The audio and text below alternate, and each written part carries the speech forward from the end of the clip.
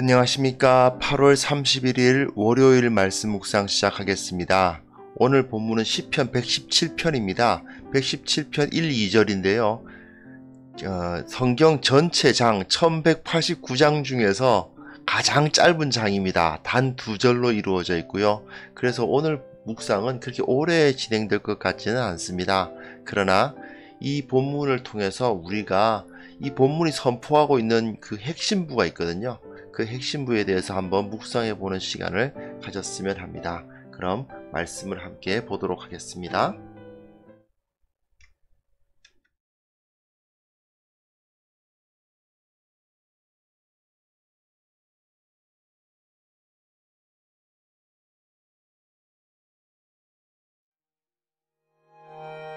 너희 모든 나라들아 여호와를 찬양하며 너희 모든 백성들아 그를 찬송할지어다. 우리에게 향하신 여호와의 인자하심이 크시고 여호와의 진실하심이 영원함이로다. 할렐루야.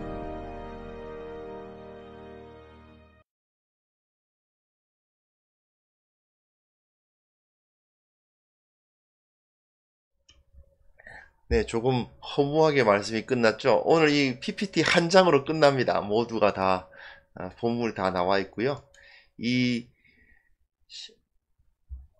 그냥 단순한 하나님을 찬양하는 본문입니다. 그러다 보니까 이 내용 자체는 아주 단순하죠. 우리가 더 이상 말할 것이 없을 정도입니다. 그런데 여기서 이 찬양이 가지고 있는 중요한 신학적인 어떤 그 사상이 있어요. 그것을 관심을 가질 필요가 있습니다. 이걸 통해서 이 짧은 노래가 함축하는 의미가 있거든요. 이 짧은 노래 안에 함축되어 있는 그 내용은 어떻게 보면은 신앙의 가장 기본적인 것이라고 할 수도 있어요. 이스라엘 사람들이 찬양을 할 때 가장 짧은 찬양 아닙니까? 이 찬양은 어디에서 부르든지 끼워 넣을 수 있었다는 것을 볼 수 있거든요. 그러니까 긴 찬양을 부르다가 잠깐 짧은 찬양을 함께 부를 때 누구라도 부를 수 있을 만한, 어린아이라도 알 수 있을 만한 그런 찬양들이었다는 거죠. 그럼 가장 기본적인 겁니다. 근데 가장 기본적인 것이 첫 번째 1절에 보시면 모든 나라들아 여호와를 찬양하며 너희 모든 백성들아 그를 찬송할지어다 이렇게 되어 있죠. 모든 나라들이란 말은 모든 사람들, 이스라엘뿐만이 아니라 모든 나라들이 다 하나님을 찬양한다는 것입니다.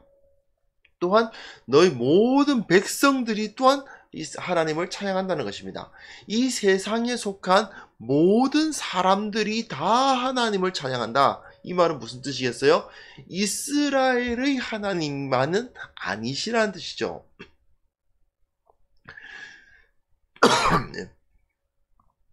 단순히 여러 나라들 가운데에서 이 나라는 이 신을 섬기고 이 나라는 저 신을 섬기는데 우리는 여호와 하나님을 섬긴다, 이게 아니라는 얘기입니다. 온 땅의 모든 만물들이 하나님을 섬겨야 합니다. 그러면 이스라엘은 뭐냐? 하나님의 백성은 뭐냐? 그 많은 나라들 중에서 특별히 하나님께서 선택하셔서 하나님의 소유된 백성으로 삼으신 겁니다. 그래서 하나님께서는 우리를 통해서, 즉 하나님의 백성들을 통해서 온 땅을 다스리십니다. 그러나 그렇다고 해서 우리를 통하지 않으면 하나님께서 온 땅을 다스리시지 않으실 것이냐? 그건 또 아니죠. 분명 하나님은 자기 백성인 교회를 사용하시고 그 교회를 통해서 온 땅을 다스리시겠지만, 또한 교회만을 사랑하거나 교회에 속한 사람만을 옳다고 칭해 주시는 분은 또한 아니라는 겁니다. 온 땅에 있는 모든 것을 다 쓰시죠. 그러다 보니 하나님은 애굽도 사용하셨잖아요. 바벨론도 사용하시고 페르시아도 사용하시고 로마도 사용하신 겁니다. 그가 악하건 선하건 간에 악하면 악한 대로, 선하면 선한 대로 하나님의 손에 다 쓰임을 받습니다. 물론 하나님께서 복을 주시고 구원하시는 대상은 따로 있겠지요. 그러나 하나님은 이 땅에 있는 모든 선한 자와 악한 자, 강한 자와 약한 자를 다 들어서 사용하십니다. 그러므로 우리 교회 안에서만 모든 것이 이루어져야 된다. 이건 잘못됐다는 뜻입니다. 우리의 신앙은 교회 안에서만 갇혀 있어서는 안 된다. 우리는 언제나 세상을 바라봐야 됩니다. 이 세상이 하나님 앞에 구원받을 수 있도록 하기 위해서 우리가 부름을 받았다. 우리가 이 땅에 서 있는 이유는 세상을 구원하기 위해서고 세상을 변화시키기 위해서다라는 것을 인정할 필요가 있습니다. 또한 하나님은 꼭 교회만 사용하셔서 그 땅을 다스리시지도 않으십니다. 그러므로 우리가 가끔 그런 착각을 할 때가 있지 않습니까? 세상에서 이 세상을 다스려야 되니까 장로님이 대통령이 되셔야 돼. 이렇게 생각해서 장로 대통령 만들어야 된다. 이런 경우가 많았는데, 그러나 안타깝게도 그게 꼭 성공적이었다고 말하기가 어려운 게 많죠. 왜 그러냐? 하나님은 이 땅을 다스리실 때에 꼭 예수 믿는 사람들만을 통해서 다스리시지 않으세요.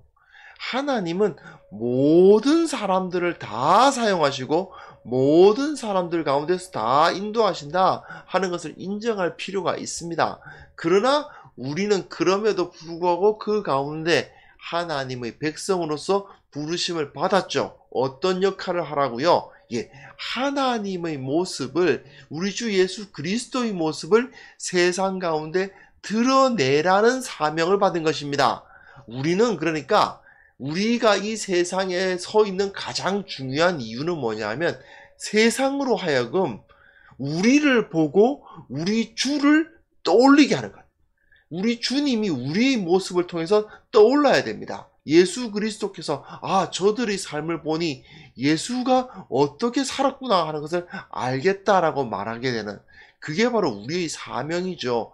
하나님께서는 여러 모습으로 세상을 다 다스리시겠지만 우리에게 주신 사명이 있는데 우리는 예수님의 모습을 세상 가운데 드러내고, 그리고 사람들이 결국은 예수님께 무릎을 꿇도록 만드는 그 사명을 우리가 부여받았다 하는 것을 기억할 필요가 있습니다. 그러니까 교회 안에서만 하나님이 계신 것처럼 생각하거나 예수 믿는 사람들만 하나님의 뜻을 세상에 드러낼 수 있을 거라고 생각하는 것은 잘못된 생각입니다.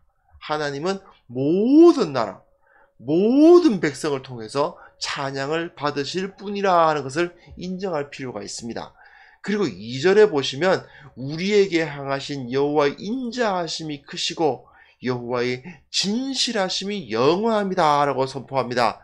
여기서 인자와 진실이란 말이 매우 중요하게 등장하죠. 인자, 히브리어는 헤세드고요. 그리고 진실하심, 히브리어는 에메트인데, 이 인자와 진실, 헤세드와 에메트는 어떻게 보면 이 시편에서는 가장 중요한 단어가 아닐까 싶을 정도입니다. 이것이, 이 두 가지가 결국은 하나님의 백성들이 하나님이 어떤 분이신가를 알게 하는 가장 중요한 두 가지 단어예요. 인자라고 번역된 이 헤세드라는 단어는 어떤 대가를 기대하지 않는 사랑입니다. 무슨 소리냐? 내가 저 사람에게 무언가를 베풀어 주는데 저 사람이 이전에 나에게 뭔가를 해줬기 때문에 아이고 나도 해줘야지, 그런 게 아니고, 또 내가 지금 이렇게 저 사람한테 좀 잘해주면 나중에 저 사람이 나한테 뭘 좀 잘해주겠지라는 기대가 있는 것도 아닌, 그냥 아무런 대가 없이 아무런 조건 없이 베푸는 호의를 이야기합니다. 그게 바로 헤세드예요. 이 사람이 나에게 베풀어줘야 할 이유가 전혀 없음에도 불구하고 그냥 베풀어 주는 것. 이 사람이 사람이기 때문에, 생명이기 때문에 내가 그저 베풀어 주는 사랑, 그것이 바로 헤세드라고 할 수 있습니다. 또한 에메트라고 하는 이 진실되다는 말은 뭐냐면요, 사실은 영원한 것에 많이 쓰이는 단어입니다. 변하지 않는다. 하나님께서는 그래서 반석이라는 그림으로 많이 나타나시잖아요. 변함이 없으신 분이시죠. 수천 년 전에 하나님이 그렇게 하셨다면 지금도 동일하신 하나님이신 겁니다. 2000년 전에 우리 주님께서 그 일을 하셨다면 지금도 동일하게 우리 가운데서 일하시는 거죠. 그게 바로 에메트입니다. 근데 그 사랑이 변함이 없다는 거죠. 헤세드가 에메트한 겁니다. 헤세드라는 그 인자하심이 그저 베풀어 주시는 그 은혜가 우리에게 계속해서 변함없이 2000년 전에 베풀어 주셨던 그 사랑이 지금도 우리들에게 그대로 베풀어진다라는 것을 고백하는 거죠. 하나님은 변하지 않으시고 그 자리에 계속 계시며 동일한 사랑을, 동일한 인자를, 히브리어로 헤세드를 베풀어 주시는 분이다 하는 것을 여기서 노래하고 있는 것입니다. 그러므로 하나님은 변함없이 우리를 사랑하시는 분이니 하나님은 이 온 세상 가운데 변함없이 역사하시는 분이니까 그분을 찬양해야 마땅하다. 이런 노래가 바로 시편 117편이라고 할 수 있습니다. 결국 우리는 하나님께서 인자와 진실을 온 세상을 향해서 품고 계시다는 것을 인정할 필요가 있습니다. 신자와 불신자를 막론하고요. 악인과 선인을 막론하고요. 하나님께서는 인자를 베푸십니다. 아무런 대가 없는 사랑을 수천 년 전부터 지금까지 계속 베풀어 오십니다. 그렇기 때문에 의인들뿐만 아니라 악인들에게도 햇빛을 비춰주시고 비를 내려주시지 않습니까? 그게 바로 하나님의 성품이라는 거죠. 그리고 그 사랑이 변함이 없어서 영원히 이 사랑은 이어질 것입니다. 그런데요, 이것을 하나님의 통치라고 말합니다. 하나님께서는 모든 사람을 다 사랑하시고 모든 사람이 다 구원을 얻는 데까지 이르기를 원하시기 때문에 이들에게 늘 동일한 은혜를 베풀어 주시고 이들과 함께 하십니다. 그러므로 우리는 어떻게 해야 됩니까? 이 하나님의 통치하심을 이 세상 가운데 나타내는 사람들이거든요. 그러니까 우리도 하나님의 인자와 진실을 실천하는 방법으로 세상에 하나님을 드러내야 됩니다. 우리의 가장 중요한 모습은 무엇이냐? 인자한 모습이에요. 인자한 모습이란 그 누구에게나 구원의 손길을 펴고 누구에게나 사랑을 베풀 수 있는 준비가 되어 있는 상태를 의미합니다. 그리고 또한 그 성품이 진실해야죠. 변함이 없어야 합니다. 잠깐 기분 좋으면 베풀고 기분 나쁘면 그냥 확 걷어버리는 그런 모습이 아닙니다. 계속해서 그 사랑을 꾸준히 베풀기 위해 노력하는, 내가 저들에게 무엇을 베풀어야 할 의무가 없지만 주님께서 나에게 아무 이유 없이 이 구원의 은혜를 베풀어 주셨으니, 주님께서 나에게 이 놀라운 은혜를 베풀어 주셨으니 나도 저 사람들에게 이 은혜를 베풀어야 되겠다. 이 사랑을 실천해야 되겠다. 그 마음으로 세상 가운데 나아가는 것입니다. 이게 바로 우리가 하나님을 닮아가는 모습이라고 할 수 있겠죠. 이게 바로 우리의 사명이라고 할 수 있습니다. 상당히 짧은 본문이지만 사실은 우리가 이 세상 가운데에서 어떤 마음을 품고 하나님은 어떤 분이시라고 생각하고 내가 또 하나님을 닮기 위해서 무엇을 어떻게 해야 될 것인가를 판단하게 되는 상당히 중요한, 아주 중요한 핵심적 메시지만 딱 모아놓은 본문이라고 할 수 있겠습니다. 나도 이런 삶을 살 수 있기를 원한다 하는 기도가 우리의 기도가 되었으면 합니다. 온 세상을 다스리시는 주님, 온 세상 가운데 인자와 진실하심을 베풀어 주시는 주님을 우리도 섬기고 또한 주님을 닮게 하여 주옵소서. 이것이 우리의 기도가 되기를 바랍니다. 이 시간 잠깐 각자의 목소리로 기도하는 시간을 가졌으면 합니다.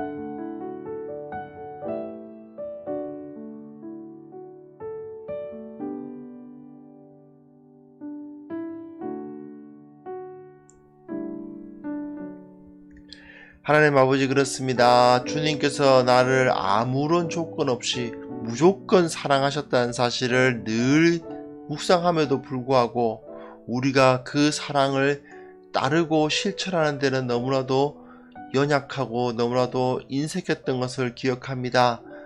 주님께서 우리를 불쌍히 여겨주시고 주님께서 나를 아무 조건 없이 사랑하셨사오니 나도 주님처럼 사랑하게 하시고 주님께서 그 사랑을 변함없이 베풀어 주셨음을 또한 기억하면서 나도 이 세상 가운데 변함없이 이 사람들을 사랑할 수 있는 자들 되게 하여 주시옵소서.